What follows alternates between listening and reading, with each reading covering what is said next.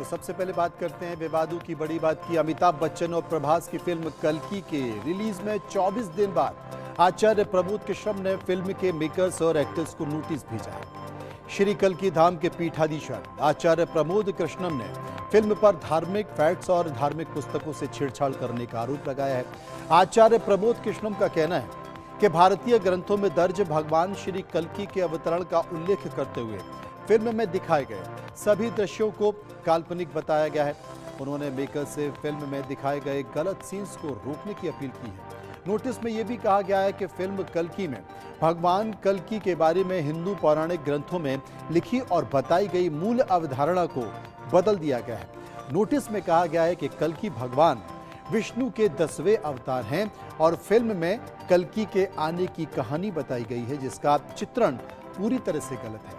आचार्य प्रमोद कृष्णम का कहना है कि श्रीमद् भागवत महापुराण के 12वें स्कंद के 24वें श्लोक में भगवान श्री कल्कि के जन्म स्थान और जन्म कहाँ होना है उसका वर्णन दिया गया है, जबकि फिल्म में कल्कि को AI से अवतरित दिखाया गया है। नोटिस में कहा गया है कि फिल्म के निर्माताओं ने पवित्र ग्रंथों के प्रति भी घोर अनादर किया है, जो सैकड़ों करोड़ की संख्या में भक्तों की मान्यताओं से खिलवाड़ है। आचार्य प्रमोद कृष्णम ने कहा है कि सनातन संस्कृति से खिलवाड़ की इजाजत किसी को नहीं है। अब कल्कि फिल्म के निर्माताओं को 15 दिन के भीतर लीगल नोटिस का जवाब देना होगा। भारत भावनाओं का देश है, विश्वास, श्रद्धा और आस्था का देश है और सनातन के मूल्यों से खिलवाड़ नहीं की जा सकती है। सनातन संस्कृति, सभ्यता और संस्कार के साथ साथ सनातन के जो शास्त्र हैं उनसे छेड़छाड़ नहीं करनी चाहिए। कल्कि भगवान का जो अवतार है वो संभल में होगा। जहां भगवान का अवतार होगा, श्री कल्कि नारायण भगवान हमारी आस्था के केंद्र में हैं। श्री कल्कि नारायण हमारे भगवान विष्णु के अंतिम अवतार बताए गए हैं। इसका मतलब है कि उनके बाद कोई अवतार धरती पर नहीं आएगा। तो कल्कि भगवान के अवतार के विषय में पुराणों में बहुत कुछ लिखा हुआ है। आपको मध्य प्रदेश लिए चलते हैं, जहां पर विवादों का बयान आया है और उसी की बड़ी बात है। मध्य प्रदेश के छतरपुर में बागेश्वर धाम वाले बाबा ने भी दुकानों के बाहर नेम प्लेट लगाने का आदेश दे दिया है। बागेश्वर धाम वाले धीरेन्द्र शास्त्री ने कहा है कि सभी दुकानदारों को 10 दिन के अंदर दुकान के बाहर नेम प्लेट लगानी होगी। धीरेन्द्र शास्त्री का तर्क है कि अपनी पहचान बताने में किसी को कोई तकलीफ नहीं होना चाहिए और इस काम की सराहना होनी चाहिए। धीरेन्द्र शास्त्री का दावा है कि उन्हें ना राम से दिक्कत है और ना भी रहमान से कोई परेशानी है, लेकिन काल नेमियों से दिक्कत है। ये भी आदेश दिया गया है कि 10 दिन के अंदर जिसकी दुकान के बाहर भी नेम प्लेट नहीं होगी उसके खिलाफ कानून को साथ लेकर कार्रवाई की जाएगी। कांवड़ यात्रा को लेकर पहले उत्तर प्रदेश में दुकानों के बाहर नाम लिखना जरूरी किया गया, फिर उत्तराखंड सरकार ने भी हरिद्वार और ऋषिकेश में इसे जरूरी कहा। हालांकि अभी सुप्रीम कोर्ट ने दुकानों के बाहर नाम लिखने के आदेश पर अंतरिम रोक लगा दी है और 26 जुलाई को अगली सुनवाई होगी। लेकिन बागेश्वर धाम वाले धीरेन्द्र शास्त्री एक कदम आगे बढ़कर अपना आदेश दे चुके थे। स्टॉल लगाने वाले, टी स्टॉल लगाने वाले, प्रसाद की दुकान, माला की दुकान लगाने वाले लोग हैं। हमारी आज्ञा है, आज हम अपनी धाम समिति की बैठक में उसको कहेंगे भी और अपने समिति के सभी पदाधिकारियों को भी बताएंगे और आपको भी हम कह रहे हैं कि धाम पर अपनी दुकान के बाहर नेम प्लेट जरूर लगाएं, ताकि ये पता लगे कि राम वाले कौन है और रहमान वाले कौन है। हमें ना राम से दिक्कत है ना रहमान से दिक्कत है, हमें काल नेमियों से दिक्कत है। इसलिए नाम बताने में कोई दिक्कत नहीं है। आप जो हो वो अपनी नेम प्लेट पर बाहर टांग दो, ताकि आने वाले श्रद्धालुओं का धर्म भ्रष्ट ना हो। बागेश्वर धाम के सभी दुकानदार 10 दिन के अंदर नेम प्लेट टंगवा लें, नहीं तो इसके आगे विधिक कार्रवाई धाम समिति की तरफ से कानून को साथ में लेकर कानून को ज्ञापन, प्रशासन को ज्ञापन दिया जाएगा, फिर बाद में बात कर लेगा। अब जो मैं आपको बताने जा रहा हूं वो भी बड़ी बात है। उत्तर प्रदेश और उत्तराखंड में कांवड़ यात्रा को लेकर खाने पीने के स्टॉल और रेहड़ियों पर नाम लिखना अब जरूरी नहीं है। राज्य सरकार के फैसले पर सुप्रीम कोर्ट ने अंतरिम रोक लगा दी है। अब सुप्रीम कोर्ट ने उत्तर प्रदेश और उत्तराखंड की सरकार से 26 जुलाई तक जवाब दाखिल करने को कहा है और मामले की अगली सुनवाई भी 26 जुलाई ही मुकर्रर की गई है। इसके साथ ही मध्य प्रदेश सरकार को भी नोटिस भेजकर जवाब मांगा गया है, क्योंकि वहां भी उज्जैन में दुकानों के बाहर नाम लिखना जरूरी कर दिया गया था। हालांकि सुप्रीम कोर्ट ने यह जरूर कहा है कि रेस्तरां और ढाबे के मालिकों को यह जरूर बताना होगा कि वो क्या परोसते हैं। उन्हें लिखना होगा कि ढाबा या रेस्तरां शाकाहारी खाना परोसते हैं या फिर मांसाहारी। साथ ही रेस्तरां में मिलने वाले खाने की लिस्ट भी देनी होगी। टीएमसी सांसद महुआ मोत्रा ने इस मामले में सुप्रीम कोर्ट का रुख किया और याचिकाकर्ता के वकील याचिकाकर्ता के वकील अभिषेक मनु सिंघवी ने कोर्ट में अपनी दलीलें पेश की। याचिकाकर्ता की दलील थी कि खाना कौन बना रहा है और ढाबा या रेस्टोरेंट का संचालक कौन है। ये जानना तो समाज में छुआछूत जैसी समस्या को बढ़ावा देना है। पूरे विपक्ष का एक सुर में कहना था कि सरकार का फैसला सांप्रदायिक तनाव फैलाने का था। हालांकि अभी फैसले पर अंतरिम रोक लगी है और अभी आखिरी फैसला आना बाकी है। वैसे नाम बताने के फैसले पर सरकार का तर्क है कि पहचान बताने से कांवड़ियों को पता चल सकेगा कि वो दूसरे धर्म पर खाना खाने के लिए रुकना चाहते हैं या फिर नहीं, और पहचान बताने में किसी को कोई परेशानी नहीं होनी चाहिए।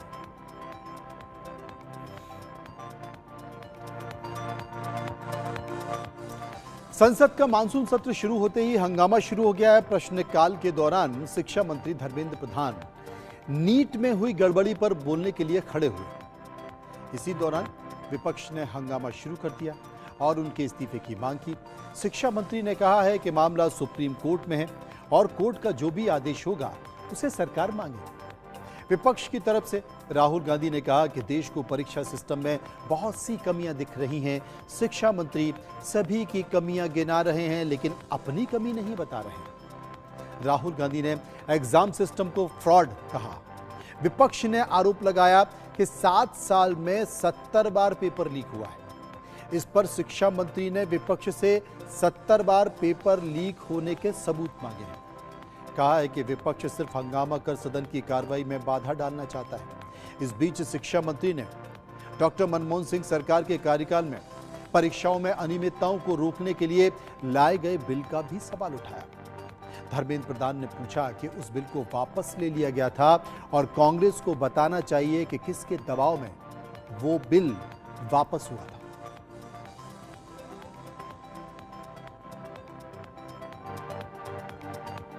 मंत्री जी को रिस्पांस देना चाहिए। मंत्री जी ने सुप्रीम कोर्ट की बात करी, प्रधानमंत्री की बात करी, मगर मंत्री जी को शायद ये बातें समझ नहीं आ रही हैं और वो ये नहीं बता पा रहे हैं कि वो इसके बारे में क्या कर रहे हैं। सच झूठ नहीं हो जाएगा साहब। ये जो कहा गया देश की अभी की एग्जामिनेशन सिस्टम रबिश है सर। इससे दुर्भाग्यजनक बयान देश की नेता प्रतिपक्ष का कुछ नहीं हो सकता है सर। मैं कठोर शब्द से इसको निंदा करता हूं। और अब आरएसएस की बड़ी बात। भारत सरकार के अधीन काम करने वाले सरकारी कर्मचारी अब आरएसएस की शाखाओं में जा सकेंगे। सरकार ने सरकारी कर्मचारियों के संघ की शाखाओं में जाने पर लगी रोक को हटा दिया है। साल 1966 में सरकारी कर्मचारियों के संघ की शाखाओं में जाने पर रोक लगी थी। फिर 1970 और 1980 में भी सरकारों ने आदेशों में संशोधन किए और सरकारी कर्मचारियों के संघ में किसी भी कार्यक्रम में जाने पर रोक लगा दी गई। अब डीओपीटी यानी कि कार्मिक मंत्रालय ने 9 जुलाई को आदेश जारी करते हुए सरकारी कर्मचारियों को संघ के कार्यक्रमों में जाने की छूट दे दी है। संघ ने केंद्र सरकार के फैसले का स्वागत किया है। वहीं विपक्ष ने सरकार के फैसले पर सवाल उठा दिया है। विपक्ष का आरोप है कि केंद्र सरकार कर्मचारियों को विचारधारा के नाम पर विभाजित करने की कोशिश की है और कांग्रेस के नेता जयराम रमेश ने कहा है कि संघ पर किसी और ने नहीं बल्कि महात्मा गांधी की हत्या के बाद सरदार वल्लभ भाई पटेल ने रोक लगाई थी और अब गांधी के हत्यारों को फिर से उपकृत करने का काम केंद्र सरकार कर रही है। यही मैंने ट्वीट किया है कि पहले ED, CBI, income tax, election commission of India सब खाकी का काम कर रहे थे, खाकी शॉर्ट्स पहनकर काम कर रहे थे, पर डिक्लेयर नहीं कर पा रहे थे। अब खुलेआम डिक्लेयर कर पाएंगे। पर देखिए कितनी शर्मनाक बात है कि आज हमारे ब्यूरोक्रेट्स, जिनको गवर्नमेंट अफसर जो होते हैं, जिनको भारत माता के लिए काम करना चाहिए और हर सरकारों को ये प्रमोट करना चाहिए कि भारत माता के इंटरेस्ट को आगे रखें। देखिए, आरएसएस पर महात्मा गांधी के कत्ल के बाद सरदार पटेल ने और नेहरू की हुकूमत ने उन पर बैन लगाया। उन पर बैन इसलिए निकाला गया क्योंकि उनको ये मानना पड़ा कि वो भारत के संविधान को मानेंगे, वो भारत के नेशनल फ्लैग को मानेंगे और उनको अपना एक रिटर्न कॉन्स्टिट्यूशन देना पड़ा और उसमें कई कंडीशंस थे जो पॉलिटिक्स में हिस्सा नहीं लेंगे। उस ऑर्गेनाइजेशन को आज ये बीजेपी की एनडीए की सरकार ये परमिट कर रही है कि गवर्नमेंट सर्वेंट्स आरएसएस के एक्टिविटीज में हिस्सा ले सकते हैं। और अब बजट की बड़ी बात। आम बजट से पहले संसद में वित्त मंत्री ने आर्थिक सर्वे पेश किया और इस सर्वे ने युवाओं को लेकर हैरान करने वाले तथ्य सामने रखे। आर्थिक सर्वे के मुताबिक भारत की 65% आबादी अभी 35 साल या उससे कम उम्र की है, लेकिन इस युवा आबादी में आधुनिक अर्थव्यवस्था के लिए जरूरी स्किल्स की बेहद कमी है। आर्थिक सर्वे कहते हैं कि युवा आबादी से 51.25% ही ऐसे हैं जो नौकरी पाने के लायक हैं, जबकि बाकी ग्रेजुएट होने वाले 48.75% युवा ऐसे हैं जिनके पास कोई नौकरी पाने के बेसिक स्किल्स तक मौजूद नहीं है। ग्राफिक के जरिए अगर मैं समझाऊंगा तो आपको ज्यादा समझ में आएगा कि अपने आर्थिक सर्वेक्षण में वो कौन कौन से पॉइंट हैं जो आज सरकार ने सामने रखे। आर्थिक सर्वे ने भी ये कहा है कि 10 साल पहले सिर्फ 34% ग्रेजुएट ही नौकरी पाने के लिए जरूरी स्किल्स से लैस थे, जो अब बढ़कर 51.25% तक पहुंचे हैं। यानी कि इस रिपोर्ट के मुताबिक हर 2 में से 1 ग्रेजुएट ऐसा है जो बेहद कमजोर है, जो नौकरी पाने के काबिल नहीं है। आर्थिक सर्वे में कहा गया है कि सरकार की जो औसत उम्र है वो 28 साल है और भारत दुनिया के सबसे युवा देशों में से एक है। भारत के एक ऐसी वर्कफोर्स बना सकता है जिसके पास स्किल हो और जो इंडस्ट्री की जरूरतों को पूरा कर सके। आर्थिक सर्वे के मुताबिक स्किल्स के स्टैंडर्ड यानी कि अच्छे किए जाएं तो भारत पूरी दुनिया में अपना डंका बजा सकता है।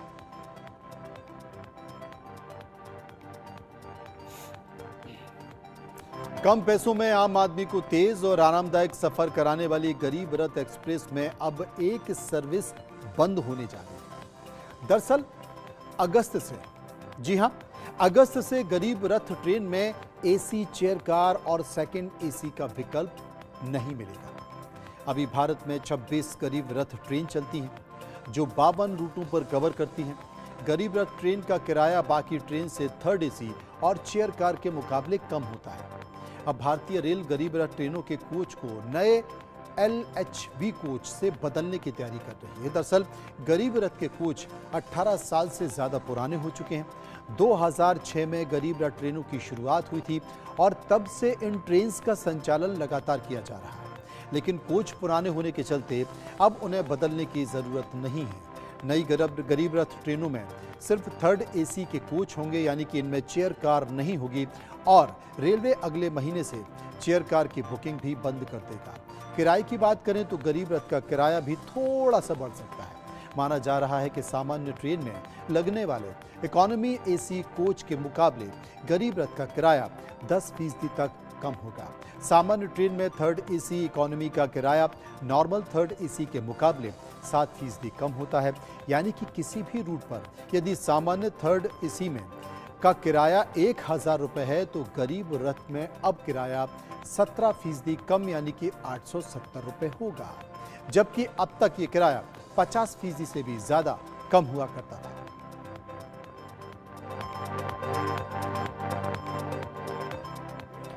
बॉलीवुड की बड़ी बात, टीवी एक्ट्रेस जैस्मीन भसीन की आंखों में गंभीर समस्या आ गई है। उन्हें दिखाई देना कम हो गया है। बताया जा रहा है कि जैस्मीन भसीन का कॉर्निया डैमेज हो गया है। जैस्मीन भसीन आंखों में भीषण दर्द का सामना कर रही हैं। दरअसल 17 जुलाई को जैस्मीन दिल्ली की एक इवेंट में शामिल हुई थी और इस इवेंट के लिए जैस्मीन ने कॉन्टैक्ट लेंस लगाए थे। अब जैस्मीन का कहना है कि लेंस लगाने के बाद से ही उन्हें आंखों में चुभन महसूस हो रही है और ये दर्द लगातार बढ़ गया है। इवेंट के बाद जैस्मीन ने डॉक्टर से संपर्क किया और जांच में पता लगा कि उनकी आंखों का कॉर्निया डैमेज हो गया है। अब जैस्मीन भसीन मुंबई में है और अपनी आंखों का इलाज करा रही हैं।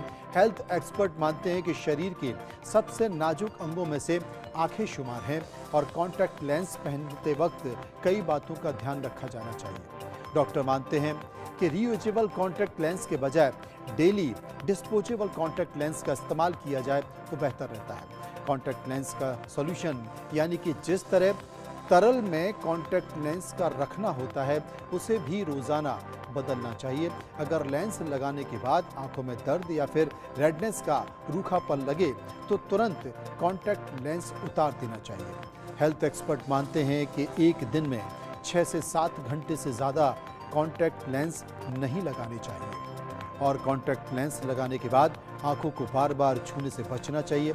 हेल्थ एक्सपर्ट ये भी कहते हैं कि कुछ लोगों को कॉन्टैक्ट लेंस से साइड इफ़ेक्ट हो सकते हैं और ऐसे में डॉक्टर की सलाह के बिना कॉन्टैक्ट लेंस नहीं लगाने चाहिए।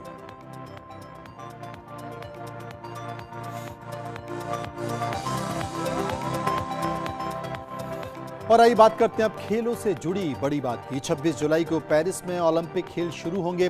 पेरिस में 100 साल बाद ओलंपिक खेल हो रहे हैं जो कि 11 अगस्त तक चलेंगे। दुनिया भर के तमाम एथलीट्स इस दौरान पेरिस में खेलते नजर आएंगे। ओलंपिक्स खेलों के लिए पेरिस में सुरक्षा व्यवस्था भी कड़ी कर दी गई है। भारत से भी फोर्स पेरिस जा गई है और पेरिस दुनिया का दूसरा देश है जिसमें तीसरी बार ओलंपिक खेल आयोजित किए जा रहे हैं। दुनिया के तमाम बड़े देशों ने अपनी फोर्स को पेरिस में मदद के लिए भेजा है। 40 देशों के 2000 पुलिसकर्मी पेरिस में सुरक्षा के लिए तैनात किए गए हैं। इंडिया से आईटीबीपी के जवानों को आधुनिक उपकरणों और स्नेपर डॉग्स के साथ पेरिस भेजा गया है। पेरिस ओलंपिक्स में 10,500 एथलीट्स हिस्सा ले रहे हैं और खेलों को देखने के लिए लाखों की संख्या में दर्शक पेरिस पहुंचे हैं। इतनी बड़ी संख्या में लोगों की मौजूदगी के लिए ही पेरिस को छावनी में तब्दील किया गया है। सेकेंड वर्ल्ड वॉर के बाद ये पहला मौका है जब पेरिस में इतनी सिक्योरिटी की गई है। पेरिस में पुलिस और पैरामिलिट्री के 45,000 जवान तैनात किए गए हैं। वहीं 10,000 सैनिकों ने भी मोर्चा संभाल लिया है। ये सोल्जर्स 30 मिनट में किसी भी ओलंपिक वेन्यू पर पहुंचने के लिए तैयार होंगे। इसके साथ साथ हवाई सुरक्षा के लिए राफेल फाइटर जेट्स की तैनाती की गई है। इसके अलावा रीपर सर्विलांस ड्रोन और हेलीकॉप्टर्स भी तैनात किए गए हैं। किसी भी तरह के साइबर अटैक से निपटने के लिए आर्टिफिशियल इंटेलिजेंस का भी इस्तेमाल किया जा रहा है।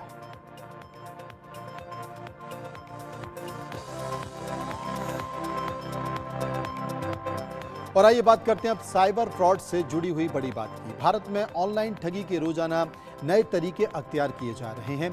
इस बार छत्तीसगढ़ में क्रिप्टो करेंसी में निवेश के नाम पर ठगी की गई है। प्रदेश में महेंद्रगढ़, भरतपुर और कोरबा में करोड़ों की ठगी की गई है। बताया जा रहा है कि QLOF कंपनी ने लोगों से करोड़ों रुपए जमा कराए। शुरुआत में लोग पैसा निकाल भी सकते थे, लेकिन कुछ महीने पहले ये पैसा लगाना बंद हो गया और अब कंपनी के ऑफिस पर भी ताला लग चुका है। ठगी करने वाले कौन थे, इसकी भी कोई पुख्ता जानकारी नहीं मिल पाई है। परेशान लोगों ने चिरमिरी थाने में शिकायत दर्ज कराई है। पूर्व विधायक विनय जायसवाल ने भी एसपी को ज्ञापन देकर कंपनी के खिलाफ कार्रवाई की मांग की है। बताया जा रहा है कि कंपनी ने करीब 600 करोड़ रुपए की धोखाधड़ी की है। दरअसल QLOF कंपनी ने दिसंबर 2023 से लोगों से निवेश कराना शुरू किया। ट्रेनिंग के लिए लोगों से मोबाइल एप्लीकेशन डाउनलोड कराए। शुरुआत में लोगों से 3,000 रुपए का निवेश कराया और फिर मल्टी लेवल मार्केटिंग की तर्ज पर लोगों को जोड़ने का लालच दिया। इसके बाद कंपनी से जुड़ने की रकम 6,000 रुपए कर दी गई। हजारों लोगों ने जब निवेश कर दिया तो कंपनी ने पिछले महीने सिस्टम हैक होने की जानकारी दी। सिस्टम अपग्रेड होने तक पैसे निकालने पर रोक लगा दी। फिर केवाईसी कराने के नाम पर लोगों ने 6,000 रुपए दोबारा वसूले और 1 जुलाई को कंपनी बंद हो गई। गूगल प्ले स्टोर से भी कंपनी का ऐप गायब कर दिया गया। कंपनी ने बेरोजगारों को कमीशन का लालच देकर एजेंट बनाया और उन्हीं एजेंट्स के जरिए लोगों से पैसे वसूली करवाई, लेकिन अब लोग उन एजेंट्स को पकड़कर अपना पैसा वापस मांग रहे हैं और वो ये कहते हैं कि हमें पता ही नहीं कि पैसा कहाँ गया।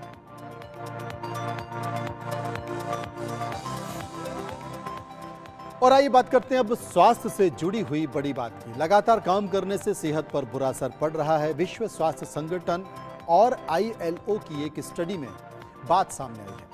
इस स्टडी में कहा गया है कि यदि आप सप्ताह में 55 घंटे से ज्यादा काम करते हैं तो बीमारियों को दावत दे रहे हैं।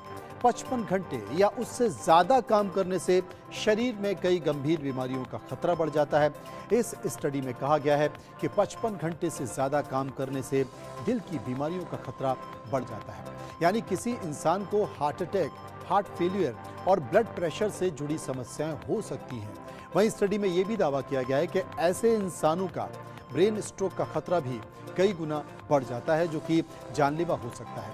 विश्व स्वास्थ्य संगठन और ILO की रिपोर्ट कहती है कि कई घंटे लगातार या लंबे समय तक काम करने से इंसान का मानसिक स्वास्थ्य भी प्रभावित होता है और उसे दिमाग से जुड़ी हुई कई सारी समस्याएं पैदा हो सकती हैं।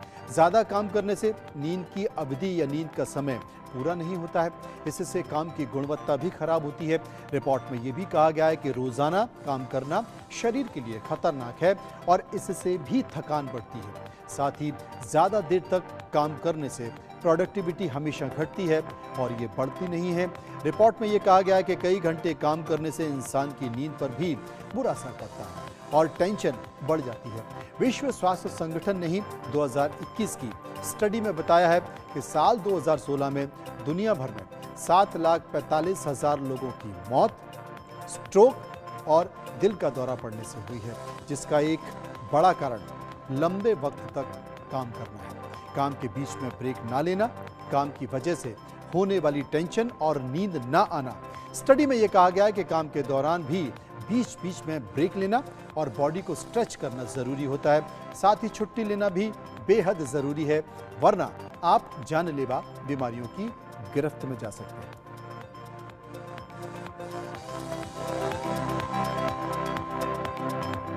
हेल्थ से जुड़ी हुई बड़ी बात, यदि आपको अपने दिल को हेल्दी रखना है तो वर्कआउट बेहद जरूरी है। दुनिया भर में ऐसी कई स्टडीज हो चुकी हैं कि हेल्दी हार्ट के लिए कसरत करना, रनिंग करना, पैदल चलना बेहद उपयोगी और जरूरी होता है। लेकिन कसरत कितनी करनी चाहिए और कितना वर्कआउट स्वस्थ हृदय के लिए जरूरी है, स्वस्थ हृदय के लिए जरूरी है, ये समझ लीजिए। जॉन हॉपकिंस की मेडिसिन की रिपोर्ट के मुताबिक हेल्दी हार्ट के लिए कम से कम दिन में 30 मिनट वर्कआउट जरूरी है। इस वर्कआउट में भी एरोबिक एक्सरसाइज करनी चाहिए।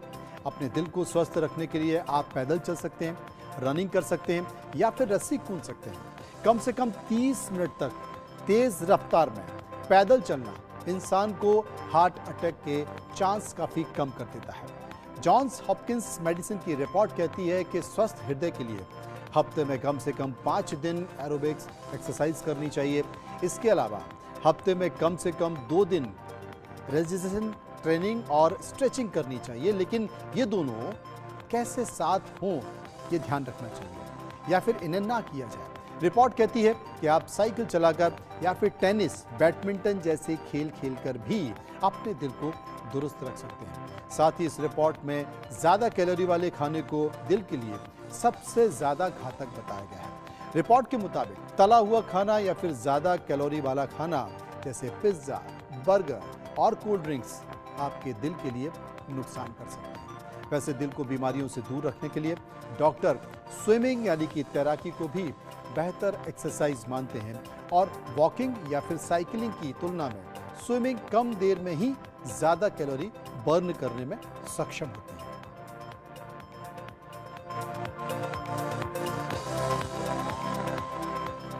बात पूजा खेड़कर की। ट्रेनी IAS पूजा खेड़कर मामले में UPSC की फजीहत हो रही है। अब एक और मामला सामने आया है जिसने UPSC की कार्यप्रणाली पर सवाल उठा दिए हैं। मस्कुलर डिस्ट्रॉफी नाम की बीमारी से जुड़े कार्तिक कंसल नाम के अभ्यर्थी ने 4 बार सिविल सेवा परीक्षा पास की। वो 14 साल से व्हील चेयर का इस्तेमाल कर रहे हैं। कार्तिक कंसल को 2019 में सिविल सेवा परीक्षा में 813 रैंक मिली थी। फिर 2021 में उन्हें 271 रैंक मिली।